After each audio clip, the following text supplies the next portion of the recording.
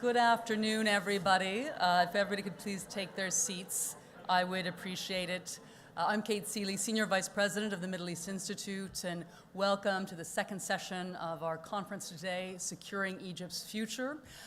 For those of you who might have missed some of our tables out front, please note we're selling the Middle East Journal, one of the only peer-reviewed academic journals on the Middle East out there, so pick up a copy. We've got a lot of interesting issues, many of them on Egypt. We also have a membership table, so please stop by there during the next break after this panel. For those of you just joining us this afternoon, we've had two fascinating panels. The first examined the sort of political path forward for Egypt. The second panel examined the challenges of overcoming the extreme polarization and division in Egypt today. It was entitled Working Toward National Reconciliation. This panel is going to look at the factors that really triggered the first revolution in 2011 and also led to the second in 2013, and examine how these basic demands that Egyptians have had for bread, freedom, and dignity are going to be met or can be met in this next phase of Egypt's political development. We have an amazing group of panelists with us today, several from Egypt, who are going to be examining this topic. I'm going to introduce them very, very briefly. Longer bios are in your program book, so check them out. Hossam Bahgat, to Robin's left, is the co-founder and chairperson of the Egyptian Initiative for Personal Rights, a very important and independent human rights organization in Cairo. Mirette Mabrouk, who's just recently moved from Cairo to Washington, is the deputy director for regional programs at the Rafik Hariri Center at the Atlantic Council, and she's had a long history of journalism in Egypt. Jawad Nabulsi is an entrepreneur and community organizer and co-founder of the Nebny Foundation, which organizes and promotes social and economic development. And we have Diane Singrman, an associate professor of government at American University, where she's currently leading a project about urban governance and social justice called Tadammun, and I hope you all can check that out online. Leading this discussion is the amazing Robin Wright, who's now with the Wilson Center and USIP, and before entering the think tank world, she was a journalist who reported for more than 140 countries for the Washington Post and the New Yorker. She's also known for her excellent books on the Middle East, including her most recent, Rock the Kasbah, Rage and Rebellion Across the Islamic World, in which she examined the hopes and the turmoil of the revolution of 2011. So I can't think of anybody more ideal to moderate this panel, so thank you all. It's quite an honor and a privilege to have you here. And now, Robin, I'd like to turn it over to you. Thank you, Kate. I'm delighted to participate with this panel on what I think is arguably the most important subject facing Egypt today. We spent the morning looking at the politics, particularly the military and the Muslim Brotherhood. But the real issue and the most exciting, dynamic, important development over the past 30 months is the emergence in Egypt of this extraordinary group of activists, people who are taking their fate into their own hands and doing something about it. We can't forget that all of this started in Tunisia and in Egypt, courtesy of economic issues, not politics. A young street vendor in Tunisia, and in Egypt, a young blogger, businessman exposing corruption issues. So I want to do a couple of things on this panel. I want, first of all, to have each one of them give us a status report on the critical issues that came from that original slogan, bread, freedom, and social justice, and how the situation differs from 30 years ago on the eve of the uprising. And I'll begin with that, and we'll then get into a bit of a debate, and hopefully, before we open it up to your questions, deal with the tangible, realistic policy recommendations they can make for Egyptians, for the region, and then for those of us in the outside world. So let me begin with Hossam. If you could take us through, whether take one slice or all of the big issues that have triggered the passions of the Egyptians and motivated them to act, what are the things that have changed? How much better off, how much worse off are Egyptians today? And what will that mean for what happens next?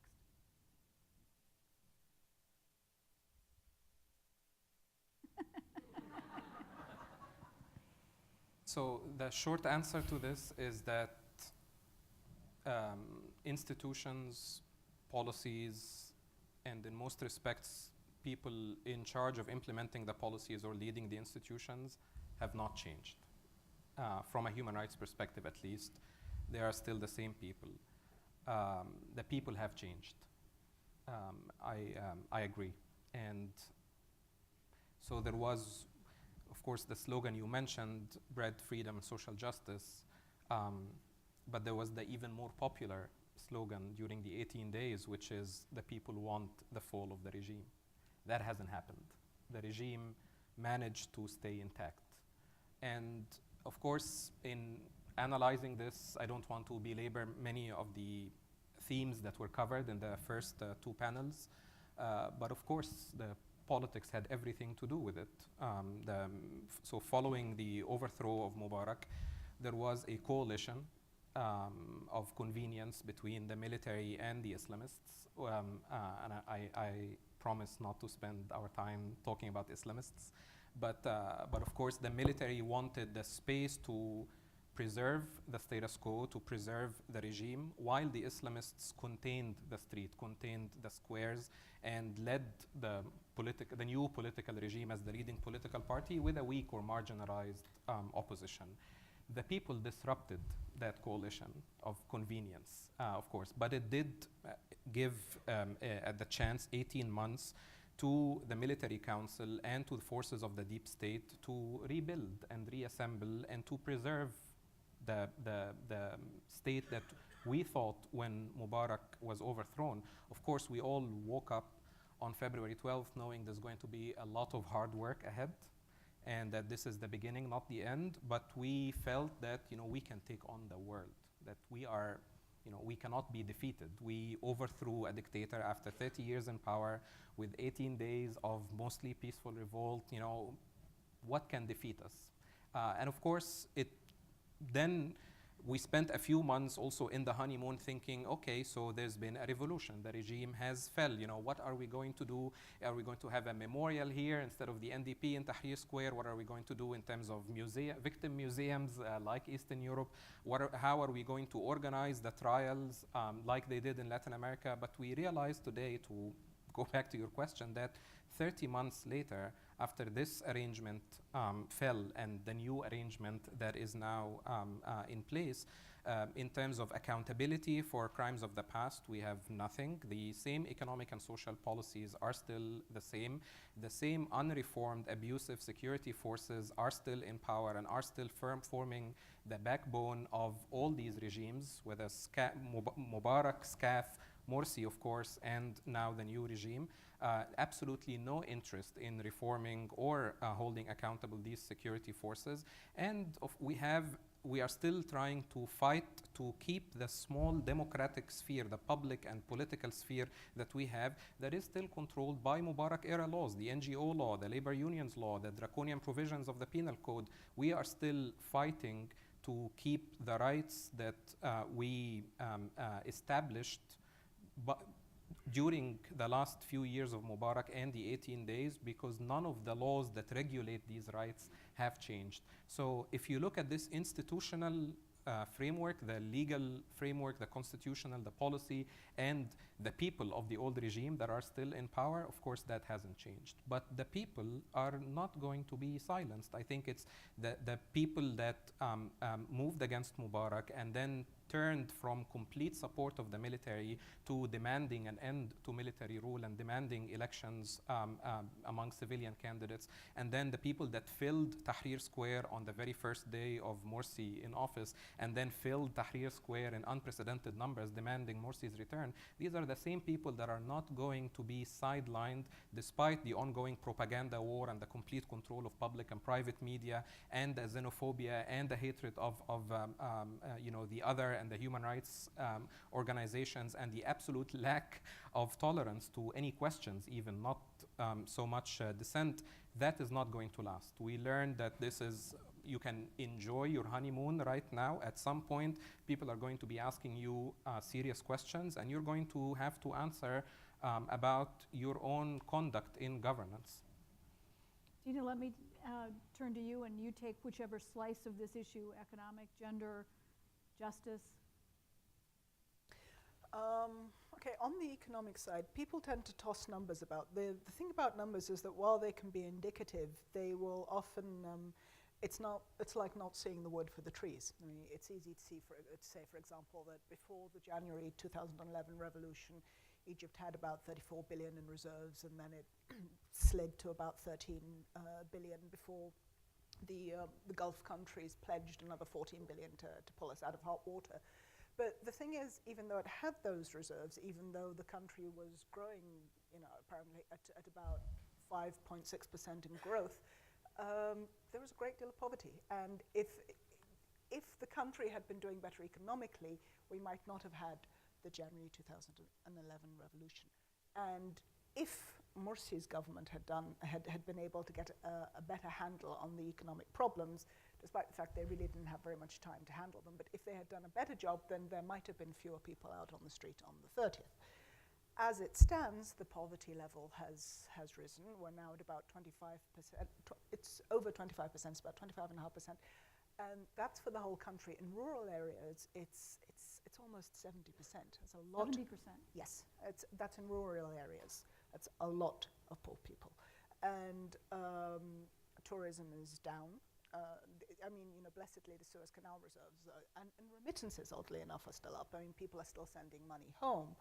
But, the unemployment level has shot up. It was at 9%, it's at now 13.5%. And what that means is you have a lot more discontented people willing to ask questions and less willing. But you have two sides of the problem. You have more discontented people demanding their rights, but you also have a great many discontented people who have had enough, frankly, and therefore will put up with things that they might not have put up with. I don't think it's a coincidence that the current xenophobia and lack of tolerance that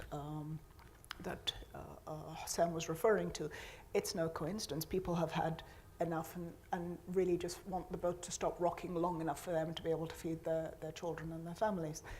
It's an uncomfortable situation, but and the answers really are not difficult. I mean, everyone knows what needs to be done. You know that you need to straighten out investment. You know that you need to have stable policies, not ones that are changed as they were under Morsi's law Morsi's time overnight.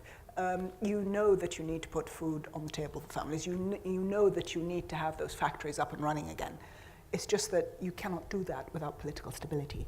And we haven't had political stability in a time, and at the moment we have an interim government, and no matter how hard that interim government tries, at the moment they are a group of firefighters. They don't really have the mandate yet. So it's a tricky time, and economically speaking, I think things are going to get a little worse before they get better.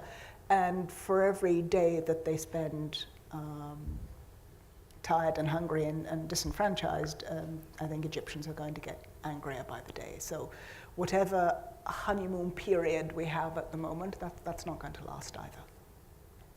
Jawad does such extraordinary work. For those of you who don't know his story, he's done amazing work in the slums of Cairo, trying to develop alternatives, social alternatives, educational alternatives, in very imaginative ways. So perhaps you can share with us some of your own experiences and understanding what's changed in the last 30 months. How much, what is it that people want? What are their problems? And what do you think is most important to them now? So first, I apologize, my language won't be so sophisticated like the rest of the panelists. And what I see is, people, maybe the background is that we are a group of revolutionaries who actually decided to stay away from politics, and first we started through treating the injured.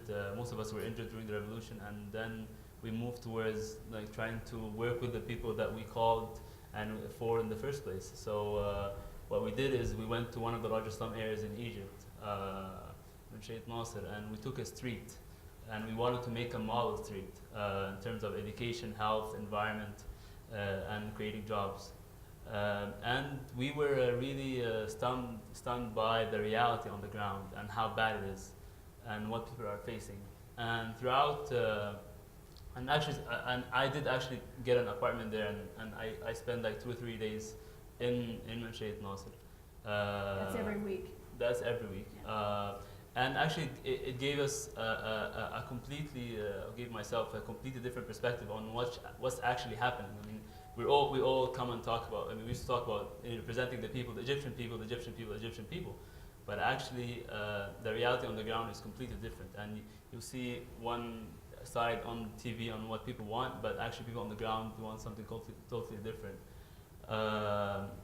Actually, what's different, like this time coming to the States and actually, sitting with the panelists, is that actually most people do know what the problems are.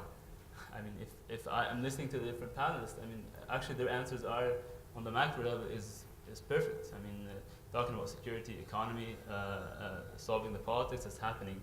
But I think the issue that remains, and actually remains since Mubarak's era, is how. How are you going to make the normal Egyptian citizen feel the change in his daily life? And this is the answer, and this is the hard core of the issue. Every political party that you see and everyone on the ground right now does not have an answer on how exactly, with a very complete plan, how we're going to change the daily life of the Egyptian citizen. I've been through, the SCAF, I've been through the Muslim Brotherhood, and now we're seeing right now. And nobody knows exactly how we're going to do it. People might have some ideas.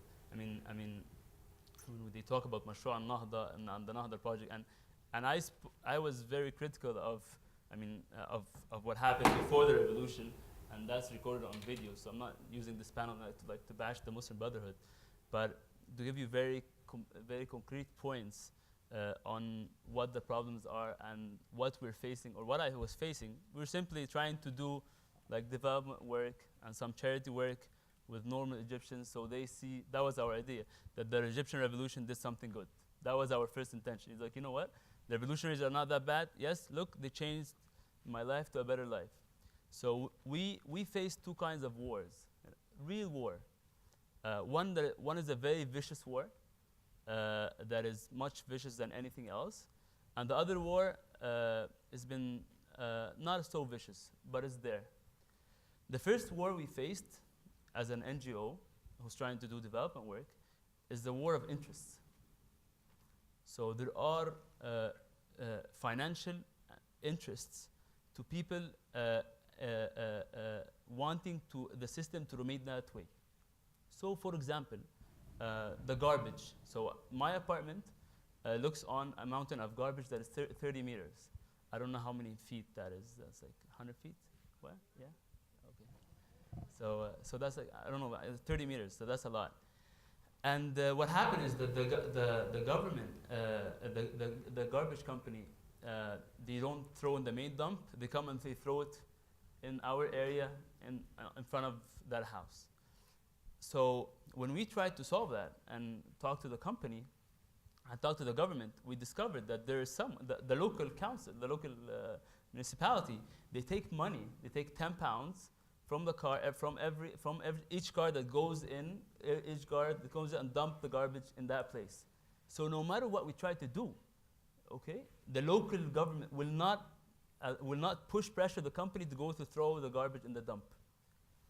Another problem, for example, and people don't know, I find police reports being filed against me, and I find like a court order, and I have no idea, and then I go ask what, like very ridiculous,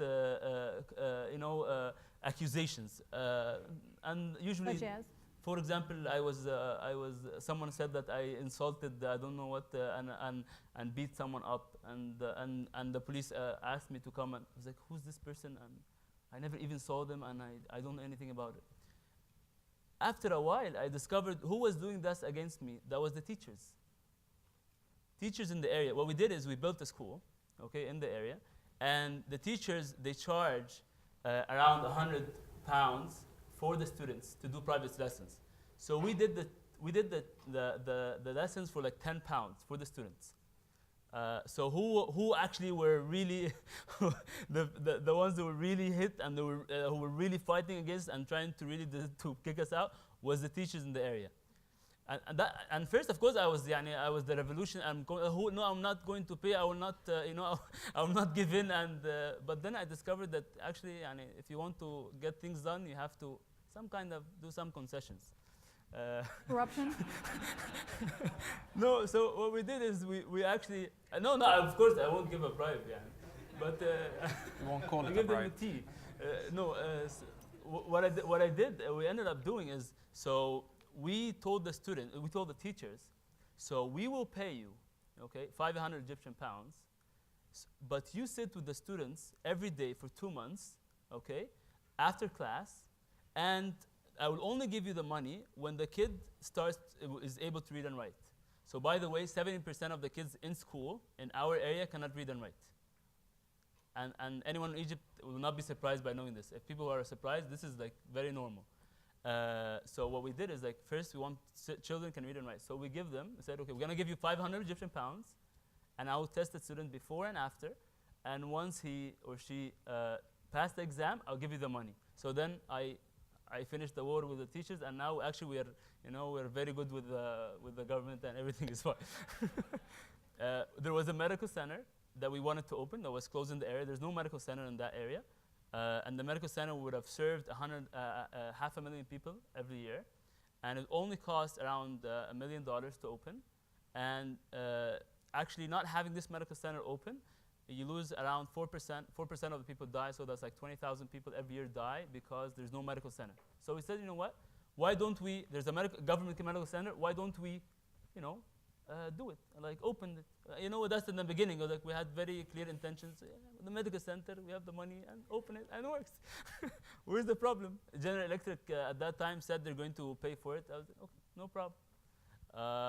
It's been 2 years now, 2.5 years now, and the medical center has not been opened. But we reached an agreement. Okay, the government is going to take 6 rooms, okay, from the medical center, okay, and we will take the rest and we will have it open. So that's something that we reached. So that's the war, and I can tell you all kinds of stories about the war, and we can and discuss so many details on and that's what I want to get into actually, eventually in our talk on what. If I'm in government, what do I do now? Then it's gonna make the people live a better. Save that. Yeah. Save that thought. I'll save that. The second war that actually had, that I went on public is the political war. Is branding. Every group wanted to brand our work. Everyone, they want to come and put a sign. So they told me, the medical center, no problem, just logo. Like on my dead body, I will not do it. And this is what actually made us, and this is what I believe was one of the big things the Muslim Brotherhood did that was really disastrous. And I was here, and Mr. Amr Darrag was here, and several people were here, and I publicly said that. And that is the time in the Freedom Justice. I told them, I'm being asked, okay, someone who stood against the old regime, and we were fighting. Now you're telling me to give a political concession to put your brand? No, you are definitely going in the wrong way. And I don't see this type of change in times of political branding. Everyone wants to make sure what's my opinion in what's going on. I tell them, for myself, as I run an NGO and responsible for people, I cannot bear the risk of being branded politically. I'm apolitical. An NGO is apolitical. I shouldn't get into politics. People, no, we need to know. Before we let things go, we need to know, where do you stand? Are you this side or that side? And what happened, to be fair, a lot of the NGOs, the Muslim Brotherhood NGOs that were working in the area have stopped. And this have created a burden. And actually, big NGOs like Risala, for example, that has like 1 million volunteers, And they do amazing work, to be honest. And Dr. Shifa Abdulazim, I know the CEO, have been head-on campaign against their work. And this is directly affecting the current government, even if they're Muslim Brotherhood. But at the end of the day, they are helping, they are filling a gap. The normal Egyptian, okay, who can't eat or can't find their education or can't fulfill their medical needs, they're fulfilling this gap. They're closing this gap.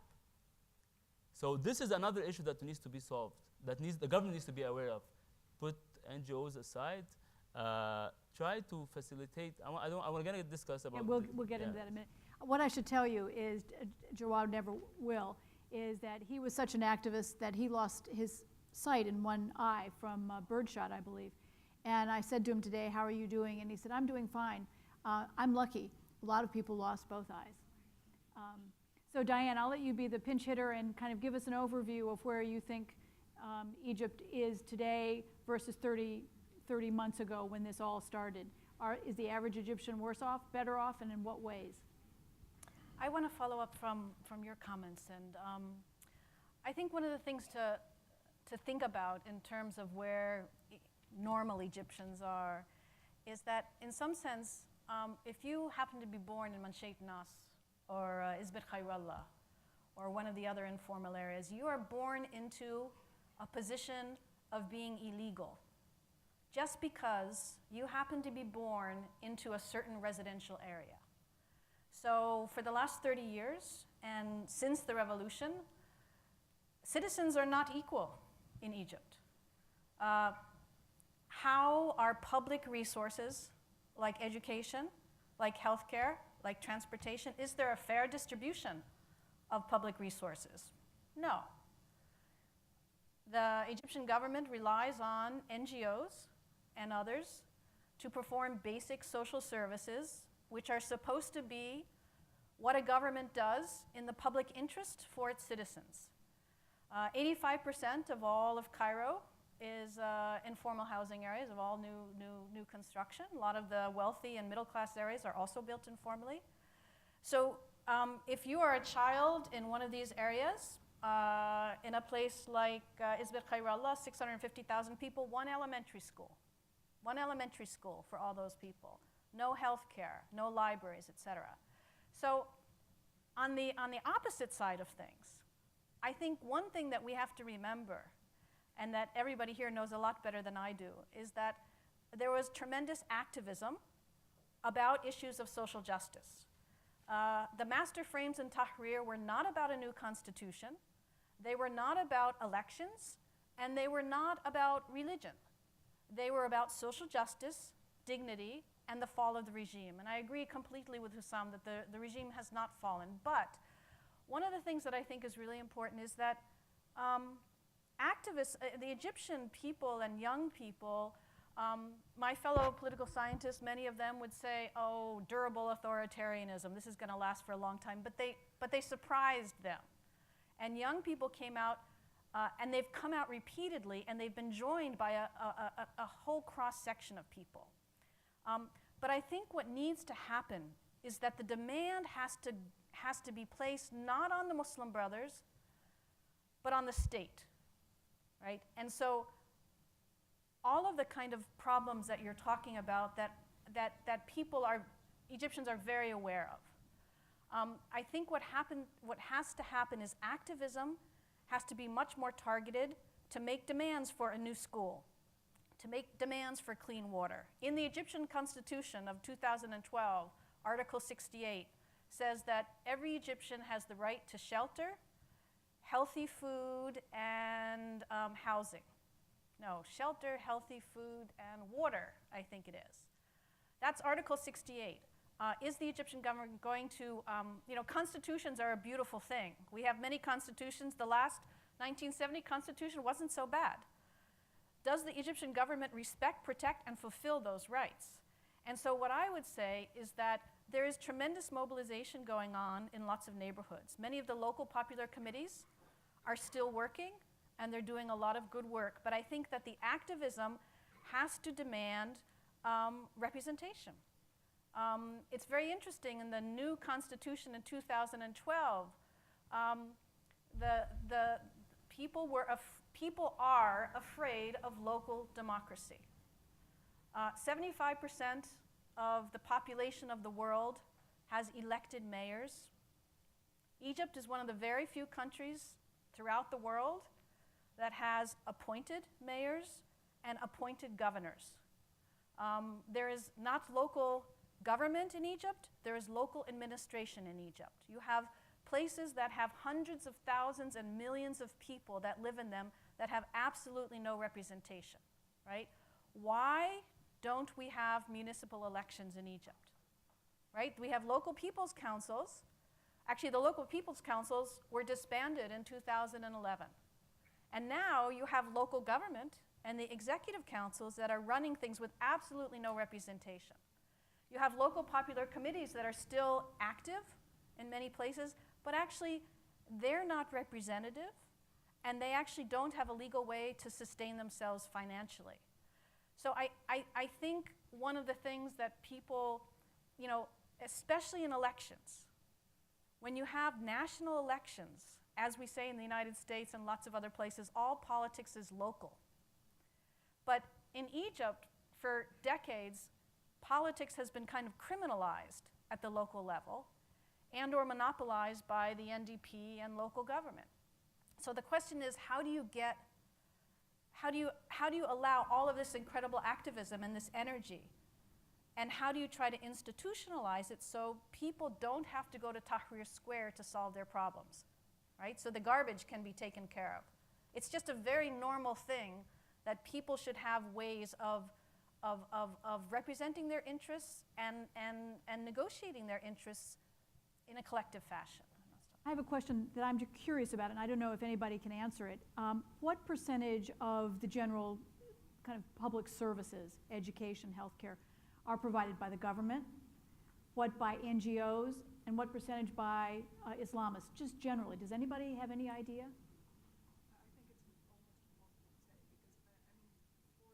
Is her mic on? Can you hear her? I don't think this mic. No, it's on. It's me. It's not. The problem isn't the mic. It's me. Okay.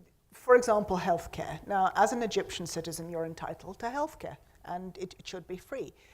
Just because you're entitled to it doesn't mean that you're going to get it. That's why the Muslim Brotherhood did so well. They provided those basic services that the government failed to provide. Right. So there really isn't a way of being able to say this is being, you know, this percentage is provided by NGOs and this percentage is provided by the government. There really isn't a way to pull that down. You can say that the government keeps slipping up and that the NGOs keep picking up the slack, and it's been that way for as long as anyone can remember. Do we know even the majority, the minority? I mean, I think education, for example, has been completely privatized, right? Yeah. So you have public education, but everyone spends all their money on private lessons private from kindergarten to college. But I think it's also really important. This is a policy of the Egyptian government, right? You know, the sort of policies of the Egyptian government have been to cut back on services for the last 30 years, and cut back on education, and cut back on public services, and to privatize healthcare. So it's not just a surprise that there are very poor public services in Egypt now. But I don't have those numbers, and they're very hard to come by, I think. I want to get to this issue that has been alluded to, and that's the issue of concessions or corruption, and how all of the system, getting anything done, involves so much corruption. Is that worse today than it was 30 months ago? How difficult does it make life? How much does the average person have to pay off, or how does it affect life? Incomes, ability to get things done, to be eligible, or to get basic services. How much justice? I mean, on the issue of human rights, do you have to buy human rights in Egypt? Or, I mean, many would have attempted it, but again, it is. I agree that it is not a coincidence.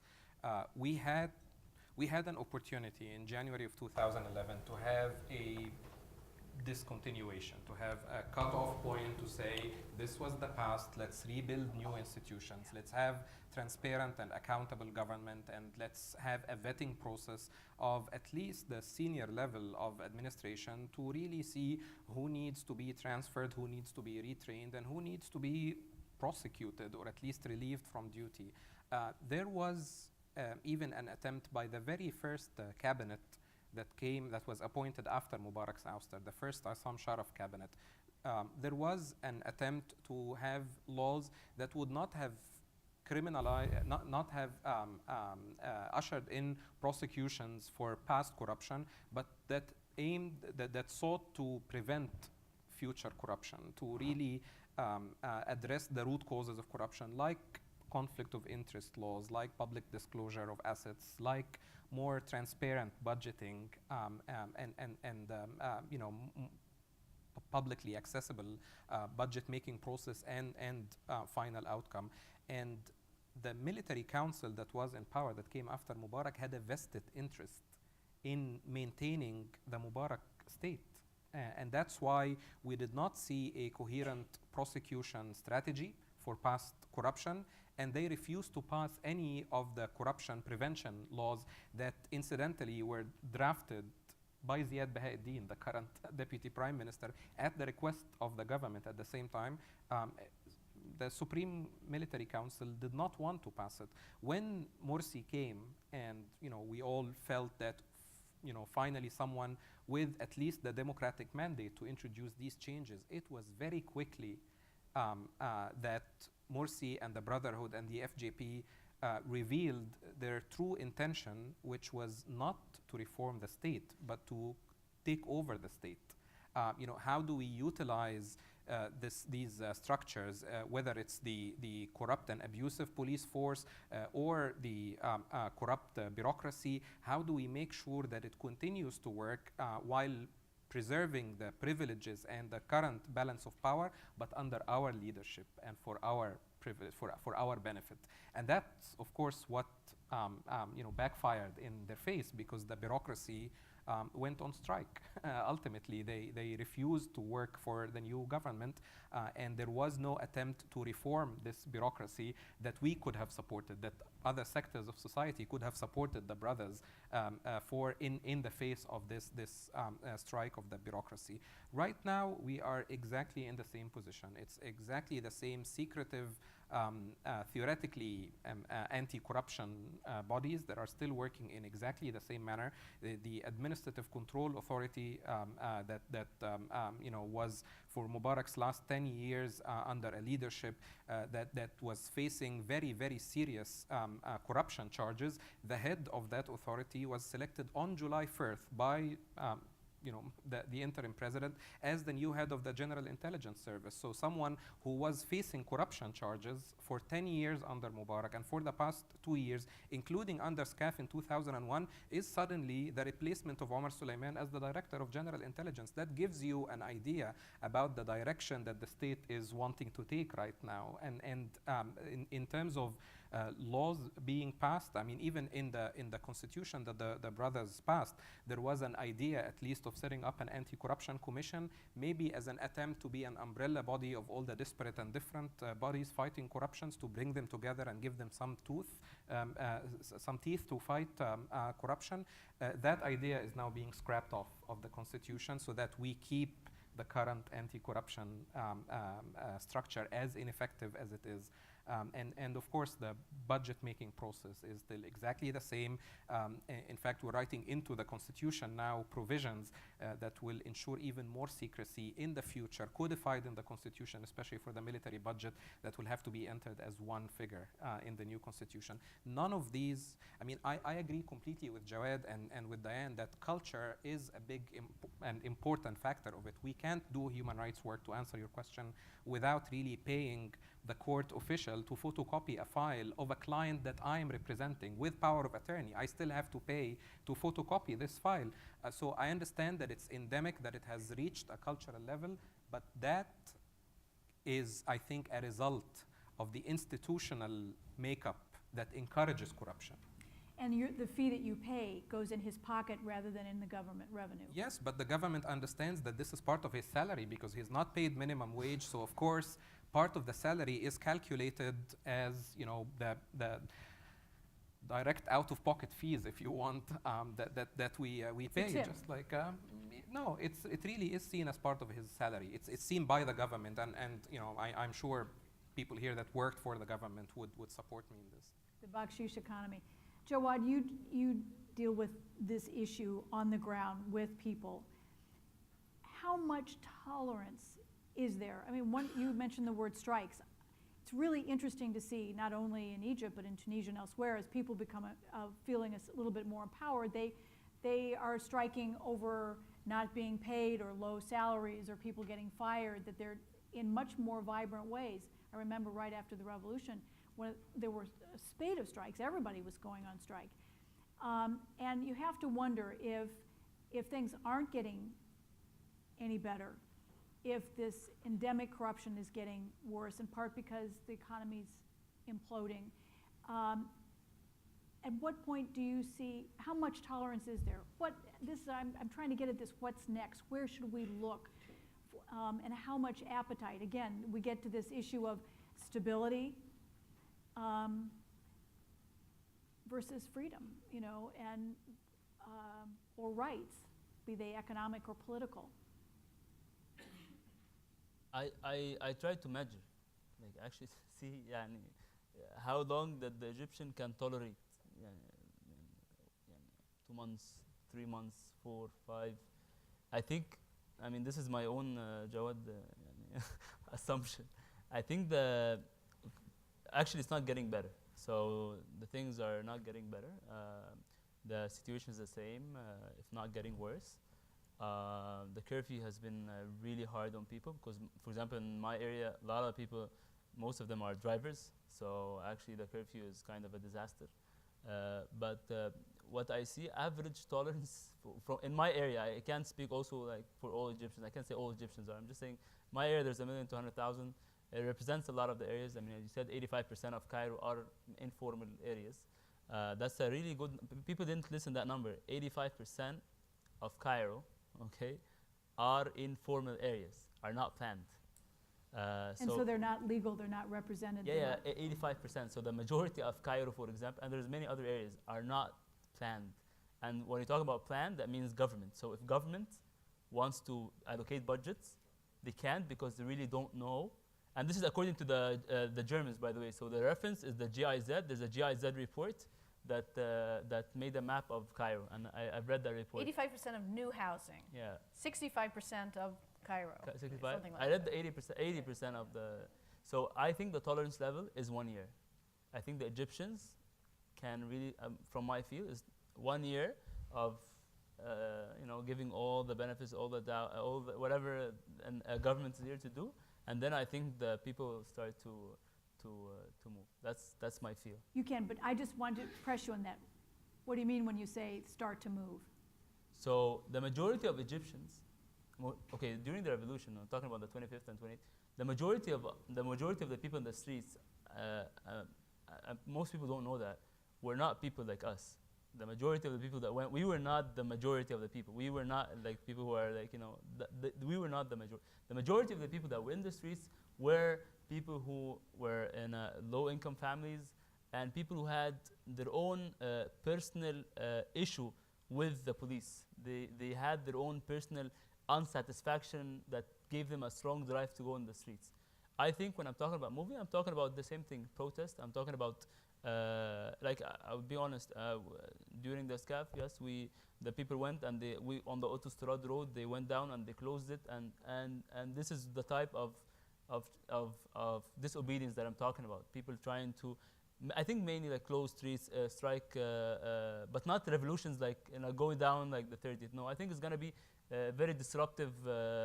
Every area will use their own way of trying to disrupt or make a sound, make a noise. Okay, so the government, the media will come, the government will listen, because this is the only way the government is going to act, and it's going to continue with just firefighting. So that's what I mean by move. I'm not talking about another wave of millions of people going in the street. Yeah, absolutely. It is important to note that while of course the country is completely consumed now in this fight, waiting for the street battles to end between Islamists and the new regime, that protests did not stop, even though the entire country is in this, Egypt fights terrorism mode, which is a banner you see on all TVs permanently, 24 hours, and the entire talk is about defending the Egyptian state in the face of this terrorist threat.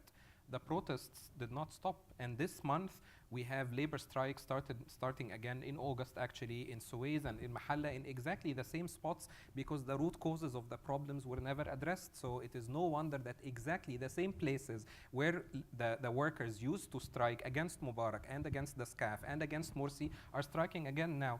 And what's really remarkable is that the response is the same. Is that, again, the military tanks moved on Mahalla, and the military went and arrested people from the steel factory in Suez. They were put to a military trial, so of course their colleagues went on strike and prolonged their strike until their colleagues are released. And then the military, of course, would force the owners of the factories to give some concessions to the workers so that they end their strikes. And in a few months, you're going to have labor strikes in Mahalla and in Suez again. And because what are the issues? Because there is no first of all, there has never been a fundamental revision of where we went wrong. I mean, I agree. But I mean, what are the issues for the workers? What are they going to try? There are pay issues. I mean, they are not political issues necessarily, but of course, once you have the textile workers in Mahalla, where all of the movement against Mubarak is said to have started in 2008, once they have them start a strike and suddenly they find military tanks surrounding their factories, of course it turns political. Of course it becomes about military authoritarianism restarting in Egypt. And all the panelists today were saying, the brothers and the Islamists should really start to look, where did we go wrong? And I completely applaud that. But the people that were part of the old regime and that are now defending the old regime should do exactly the same. I mean, how come we never really had a process where we look at the economic and social policies of the Nazif cabinets, at least the last 10 years, and how the underlying root causes of the problems that we have right now? So we don't understand them, and therefore, of course, we are still applying exactly the same measures, exactly the same responses that will continue this problem. What governments do is exactly what the brothers do. Is instead of doing this, they think, labor strikes, how do we control that? Let's pass a new law against demonstrations to make it difficult to demonstrate, and let's impose new restrictions on independent labor unions so that we can control the labor unions. SCAF did it, Mubarak did it, Morsi did it, and all the people that say, why didn't you wait for 3 more years for Morsi, even though there were problems? And occasionally, you read any newspaper here in America, they say, they have the same background paragraph almost, where they say, the Freedom and Justice Party and the Muslim Brothers failed to be inclusive and were showing authoritarian tendencies. These are the two cases that are always made against the brothers. And we always say, no, it was much worse than this. I mean, Morsi and his people, they incited the killing of protesters. They praised the police publicly for killing protesters. They ordered mass arrests and torture and sexual assault of political protesters. And by last April, when it was, just before Tamarrud had started collecting the petitions, their Islamist majority Shura Council was discussing a law against NGOs, a law against the judiciary, a law against demonstrations, and a law for labor unions. There was a clear attempt not just to rewrite the rules of the game, but to control the public sphere. My fear is that right now, this war on terror discourse and framework is being used exactly to justify and to legitimize exactly the same restrictions of, how do we close this revolutionary season that started 2 years ago, end it now, return to the talk of reform. And I think the words of Karim Haggag on the first panel were identical to the words we used to hear in 2007 by the progressive elite within the ruling party of Mubarak. Egyptians do not revolt. The history of the Egyptian state is against the revolution. It's about evolution. Let's forget about this revolution and start introducing reform. So now it's another R replacing the revolutionary R. And I'm sorry, but these people are going to be up for exactly the same surprise that caught them unprepared in January of 2011, because you can't, this state that we have right now is not going to be reformed. You know, so you really have two scenarios now. One scenario is there is going to be a political deal cut with the Islamists. They're going to be reintegrated into the political process. And that's exactly when people are going to say, what about this power outage? What about my minimum wage? You know, what about democracy, etc.? They're going to ask questions because the war on terror would have ended. The other scenario is that the new authorities will win. The security crackdown will continue. The brothers and the Islamists are going to be completely defeated. And again, that is when people are going to start asking the serious and the hard questions. The next one, I'm worried, is going to be a real revolution this time, because people are going to realize that it's not about the faces or the names of those in power. It's about really the structure of this state that is mediocre, that is literally and morally bankrupt, that is inefficient, and that is really repressing us. And right now, they may want this big daddy state to protect them, but ultimately, they're either going to grow tired of this war on terror discourse, or the war on terror is going to actually come to an end, and the people are going to realize that the big daddy is the problem, not the protection. Mirette, I wanted to look. I want to follow up on that eloquent point. Is the use of these anti-terrorism laws or the terrorism boogeyman going to make it almost impossible for the kind of people power we saw in Uprising 101 and 102 more difficult, and that then makes if they're using anti-terrorism laws basically to round up, labor union strikers, does that make, what are the prospects that that makes the next round bloodier or more difficult or more traumatic? Or the January 2000. Speaking to the mic. Sorry, we had those laws before the January 2011. I mean, I think they can this. hear you. Can everybody hear me? Just Maybe hold it. okay. The mic All right. Maybe let's just bring that up. Okay. Those laws aren't new. I mean, they're being cloaked in a different way now. Now it's the war on terrorism. Before there was always a war on something else. There was always a need for the state to protect itself. Look, when we were talking about corruption earlier, corruption is endemic to every part of our life in Egypt, and it starts at the top, keeps shunting its way down, and the further down you go, the more morally defensible it is, actually, simply because, I mean, the teachers that Jawad had difficulty with, they're making lousy salaries, they have children of their own, where do you expect them to bring their money from? And these laws that you're discussing now, set up by the state, I think the hope is that they will appeal to certain, Egyptians tend to be patriotic. I mean, during this whole mess, the only numbers really that have been rising have been the numbers on remittances, because people keep sending money back because they think we're in trouble, we need the money, they send money back. Egyptians are patriotic. There's going to come a point where they're going to say, you know what, enough. And for the state, I think if the state thinks that people are just going to keep swallowing this hook, line, and sinker, I think they're in for a nasty shock, because the door that was opened in January 2011, you cannot close that. You cannot close that in the same way that after January 2011, I mean, everyone who got a salary thought that they were entitled to more, and therefore everybody went to strike. And in Egypt, you know what happens if you go to strike. Either you're going to get fired, or you're going to get arrested, or worse. And people still do it. People are not going to stop. When this dies down at the moment, and it will die down, and I think it's possible, actually, the current government is sort of aware of that, because the interim government is currently desperately spending about 22 billion Egyptian pounds, which is just over $3 billion, which is about a quarter of what the Gulf Arabs just gave us, on infrastructure, because that's really where it is at the moment. People don't have water, they don't have gas, they can't get to their works and hospitals because they don't have roads. We desperately need the infrastructure. That money is going straight into infrastructure, even though this new government doesn't really have that much of a mandate in their firefighters. That's where the money is going. So if the state thinks that people are just going to sit down and go away, I don't think so. I want to ask Diane one question. I just looked at my watch. It's gone so fast. It's so interesting. So I want to open it up to your questions, but let me ask one more of Diane.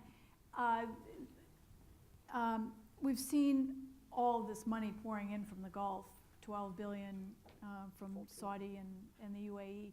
How much of a solution is that? How long will it last? How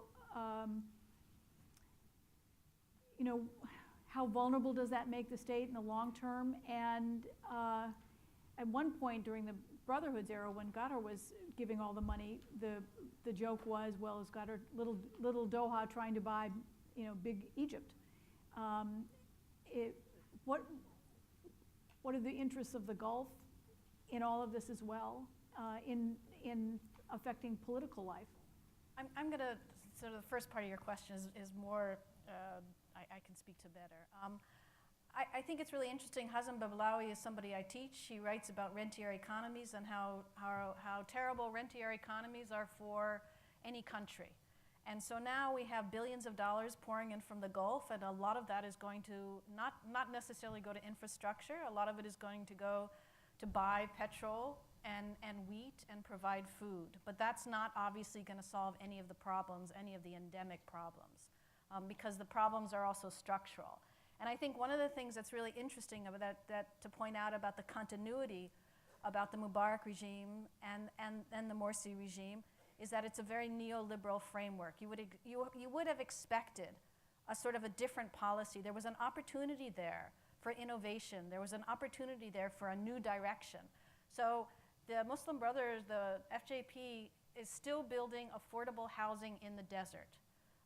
They're still talking about building cities in the desert, and they're ignoring the assets and the capabilities and what you can do in informal areas. And so it's the old kind of, we need foreign investment, it's the neoliberal policies, and that hasn't changed. And they're in such economic predicaments now that they are going to be using this rentier money for basic needs, and it's not going to change the situation. But I would want to sort of go back to something that Hossam said and push him a little bit, because we can all analyze how really tremendous challenges Egypt has. But the question I have is sort of, why haven't political parties in Egypt done a better job of trying to channel and lead local efforts and trying to change the demand side of things? Like, why should we expect economic elites to change their policy? Why should we expect the military to change its policy unless they're forced to at some level? And so the question becomes, in Brazil and Argentina and South Africa, how have people been able to hold their governments accountable?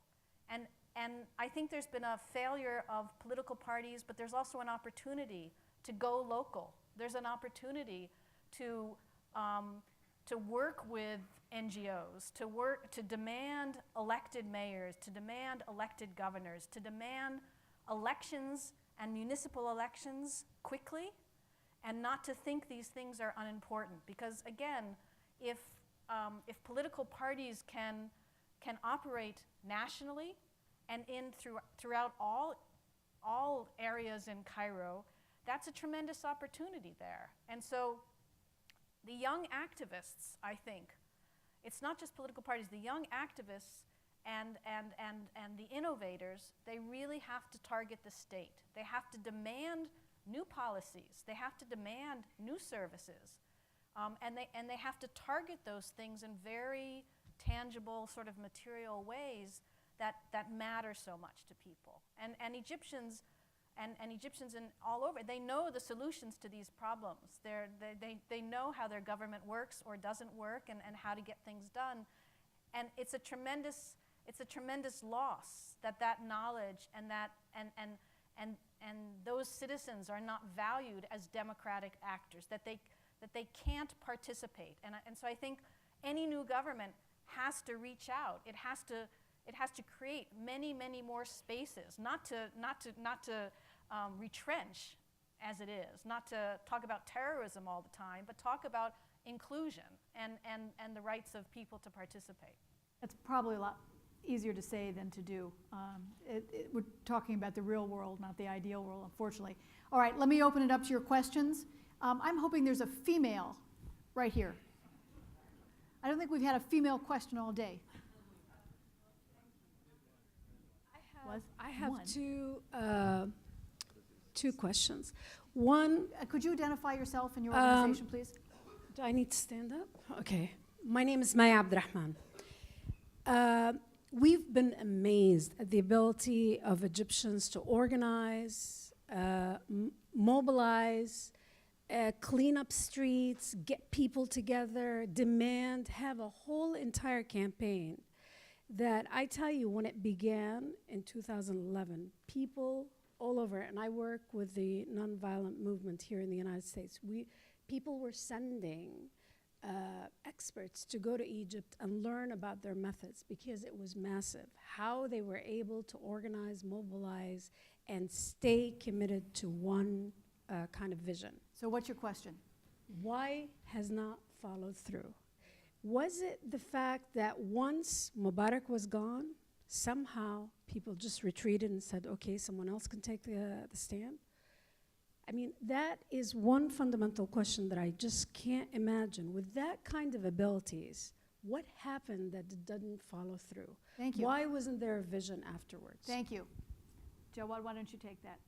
So it's been 3 years, right? So a lot of what you see the media is not, a lot of what's happening on the ground is not being on the media, because a lot of us, if once we go on the media, we are really, negatively attacked.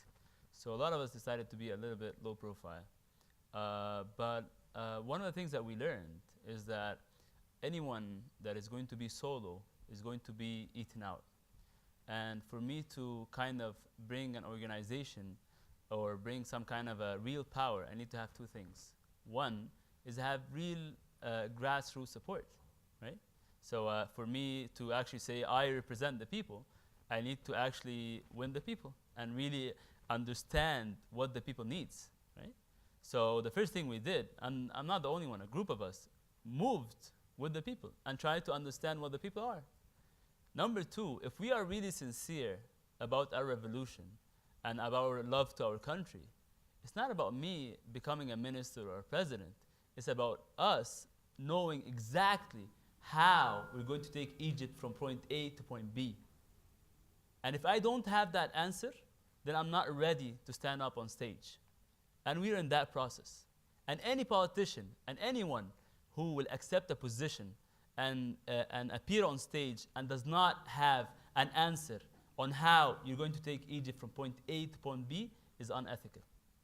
So for us, no, we know exactly what we're doing and what happened, and we're just trying to take our time to understand the problems, gain popular support, and find real solutions. So when we're on stage, and by the way, we're all young, so the age factor, we're winning the age. We're losing almost every war, but we kind of win the age war. So when we're ready on time, we know exactly how we can solve the real problems, and now we can say, yes, the revolution succeeded, and it will succeed. Thank you. Marina?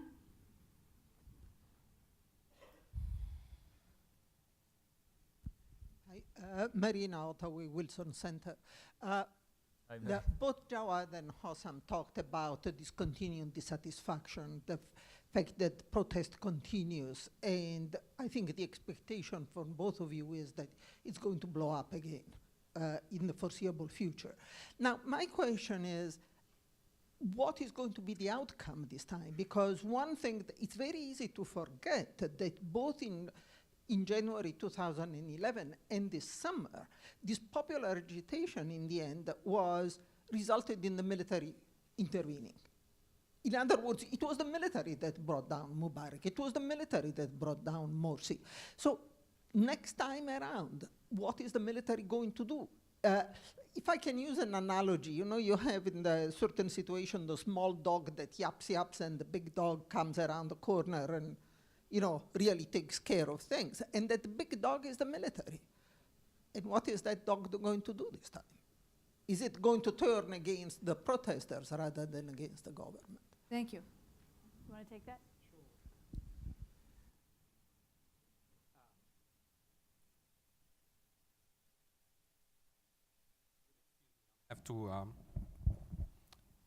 I'll have to resist the urge to engage the metaphor for obvious reasons.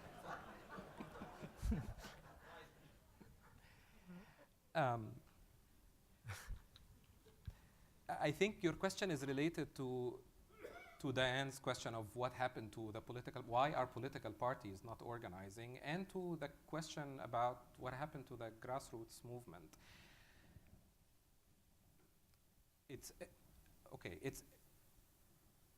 It's complicated in that when Mubarak was overthrown, we did not have a roundtable national process to agree rules of the game, right? We had Big Daddy, we had the military in place. And the military decided that the generals were going to write the rules of the game. We're going to consult. We might even call a public referendum. Millions will come, but then we're going to write what's actually going to go into the constitutional declaration and the framework of the transition.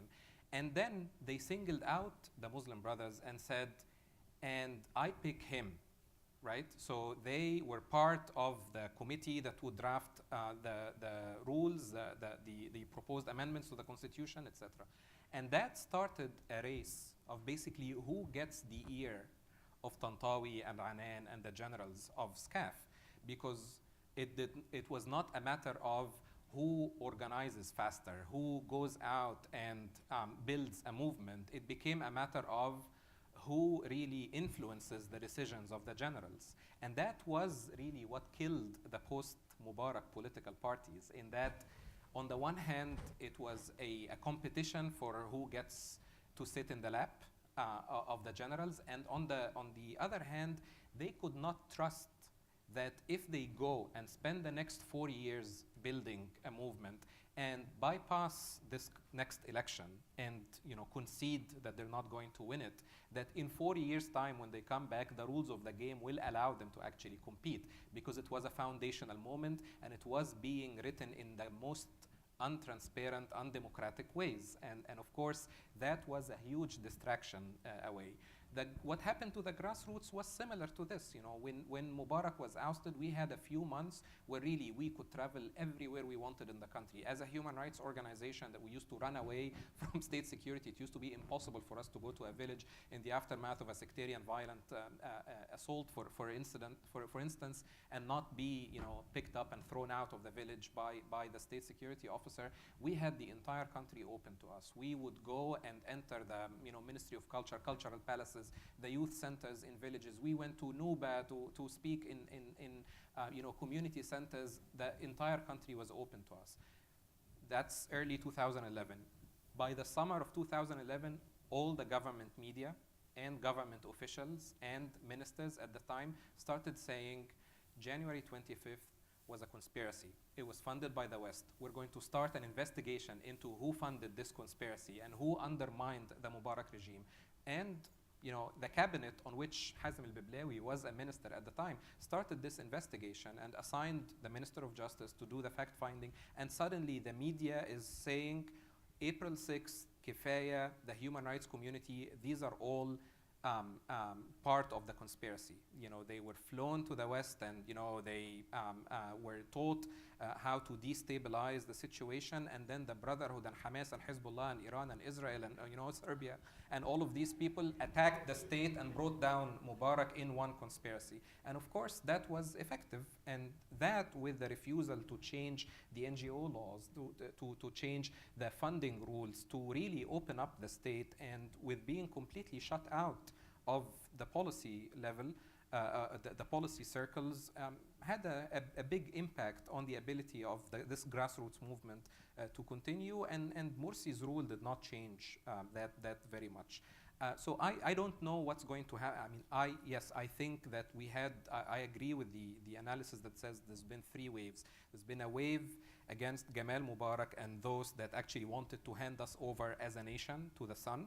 And then there's been another wave that forced the military to actually concede and to give powers to a civilian president after elections among civilian candidates. There's been a third wave against the religious right that was going to destroy this nascent democratic process.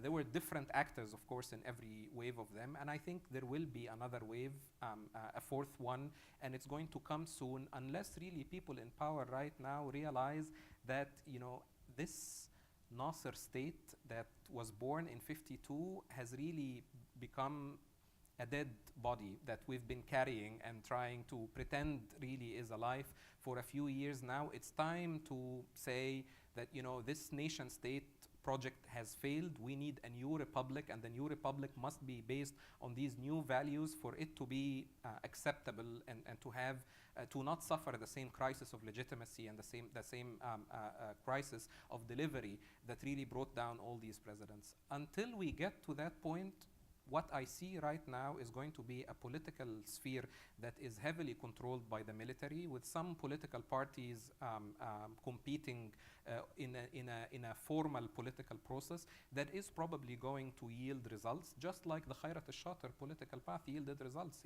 In the end, you know, they had a constitution, they had a referendum, they had elections, etc., but the entire process collapsed. And my worry is that the current path that we are seeing is not a path towards democratic transition. It's going to really meet the timeposts, and probably the roadmap is going to be stuck to, but whatever comes out of it is not going to have the legitimacy or the acceptance to make it an enduring political system.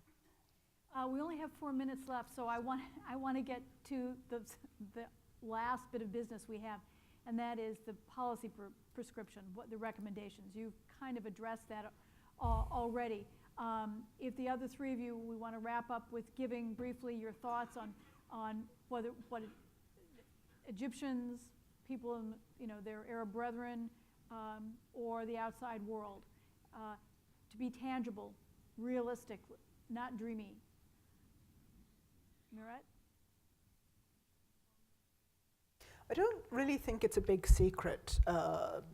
What I do think is that there's a resistance to how it's going to be done. I think that there will be no economic success without a political consensus, and I think there will be no political consensus without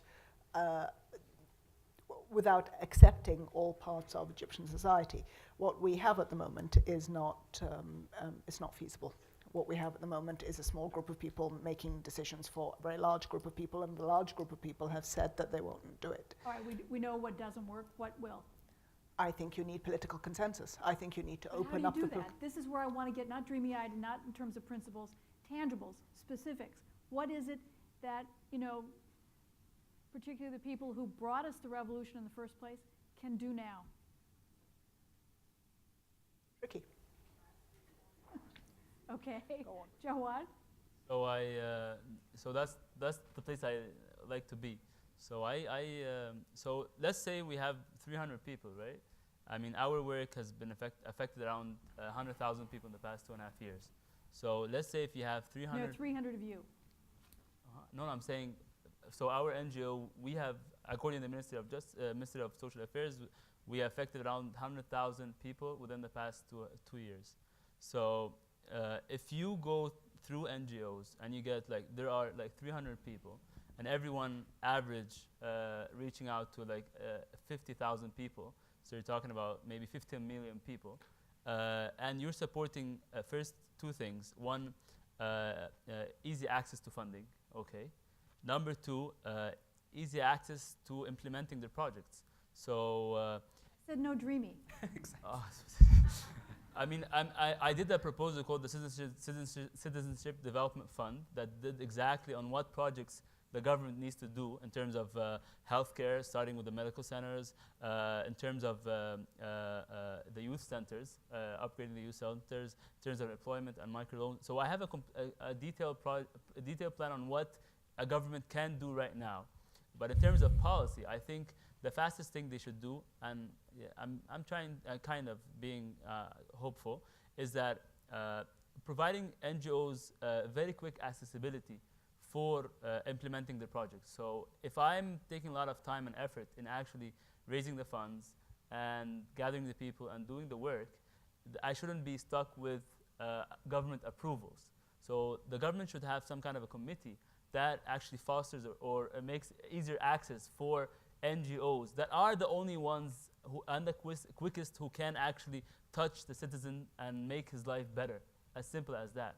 So that's my recommendation in terms of policy. The NGOs is going to be the #1 savior for whoever government is going to come. I really don't care what government comes, as long as you let me help and you help the people that we're calling for, then you're good to stay. So that's my, and if there's any government official, anyone who wants to, that the proposal is very detailed, that I'm happy to share it and push for it and to make the life of Egyptians better.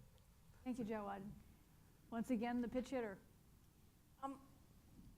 I think that some of these things that need to happen are not ideals. I think that there's tremendous activism and that activists need to be much more specific in their targets. So, for example, again, there needs to be a democratization of local government.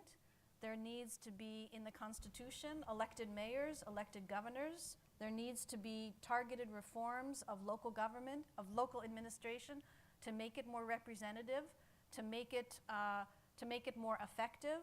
I think one of the things that I would really push for, and I know the human rights community has for a long time, without a right to information law, it's extremely difficult to know anything about what the local government is doing. There needs to be a right to information law so that local people can ask their governments what's happening, and this has been tremendously effective in India. It took about 10 years of activism, but the right to information law in India led to social audits all over the country, Freedom of Information Acts, so people could figure out what their communities needed. I also think that we need to, there needs to be from below. I'm not imagining that the government is going to have a change of heart. I think activism needs to think about social justice and the built environment. It needs to think about housing policies. It needs to think about the fair distribution of public resources. I mean, Egypt is a very strange place. The military, people talk about, the military also owns a lot of land in Egypt. The state doesn't, the military does. So we have to think about the price of land and who gets the land and et cetera. So again, I think what needs to happen is local activism demanding the transformation of the state and state policies and particular policies which people find very enervating. I get the last word on this, and I'll use it. Those are all great ideas, but when you're just trying to get the garbage cleared from your area or maintain a job and you're a driver in the middle of a curfew, that this is where I worry that we outside can talk about lots of great ideas. These ideas have been out there in forms of dealing with developing countries for a long time, and it's how do you get from point A to B. I remember Tom Friedman in the panel this morning said he was, I guess, guardedly optimistic. I guess I'd call myself guardedly pessimistic because I think there's such a gap between the really tough realities that Egyptians are living through and how much flexibility there is within the political system that is increasingly intolerant and willing to use whatever tactics it needs to create the stability that a lot of Egyptians do want. I mean, Egyptians are torn, I think. And my fear is that we do, because there isn't that kind of flexibility or organic movement, that we do get into something that gets brittle and confrontational and eventually bloody, which concerns me a great deal. But please join me in thanking an extraordinary panel, Diane, Jawad, Mirette, and Hossam. Thank you very much.